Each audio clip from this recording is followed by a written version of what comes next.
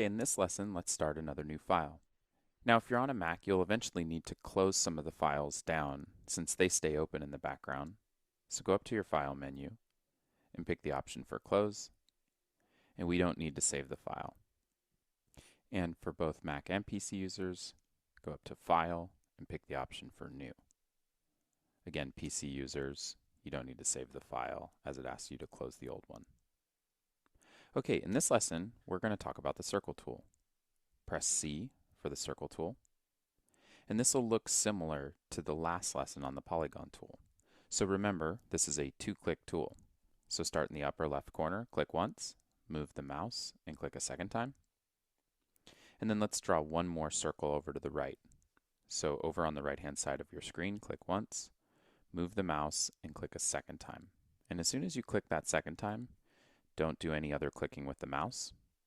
Just like with the polygon tool in the last example, we can type in some information about the radius. So remember, don't click down here in the bottom right corner, but you can see in the measurements box it says radius and then a certain number of feet and inches. Go over to your keyboard and type 25 and the foot mark for feet and hit enter. So this works just like the inscribed radius with the polygon tool, only now we're dealing with the radius for the circle tool. You can change this as many times as you'd like. Type 30 feet and hit enter. Now remember, if you want to change something that you've previously drawn, in this case the first circle, you'll have to do that through the Entity Info window.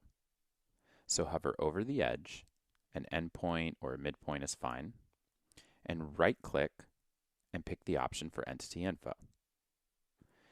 Mac users, your Entity Info window might be floating. PC users, it's over on your default tray.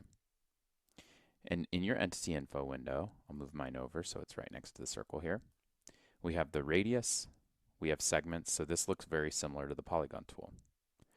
For changing the radius, just click and highlight everything there and type 25 feet and hit enter, and that'll change the radius. You'll also notice segments. So it turns out that if you hover around the circle, you'll notice many endpoints. So it turns out that the circle is made up of 24 straight line segments. So hover your cursor and you'll notice that there's an endpoint, and if you move along there's another endpoint. That's one straight edge, and there are 24 of them around the circle. This makes it look a little bit faceted or jagged in SketchUp. But don't worry. Later on, when you need an image or a rendering, or you need some sort of plan view drawing, and it needs to look like a perfect circle, it can render that way. So this faceted look in SketchUp is just something that helps you model quickly. Now, you can change the number of segments. A higher number of segments will smooth it out a bit more. But when you're brand new to SketchUp, I don't recommend changing the number of segments just yet. You could make your drawing a lot more complicated without realizing what you're doing. Just know that as you do get more advanced in SketchUp, you can come back and refine the number of segments your circle has. But for now, we'll go ahead and minimize the Entity Info window on a Mac and place it off to the side here. And of course on a PC you can just leave it alone in the tray. And we're ready for our next lesson.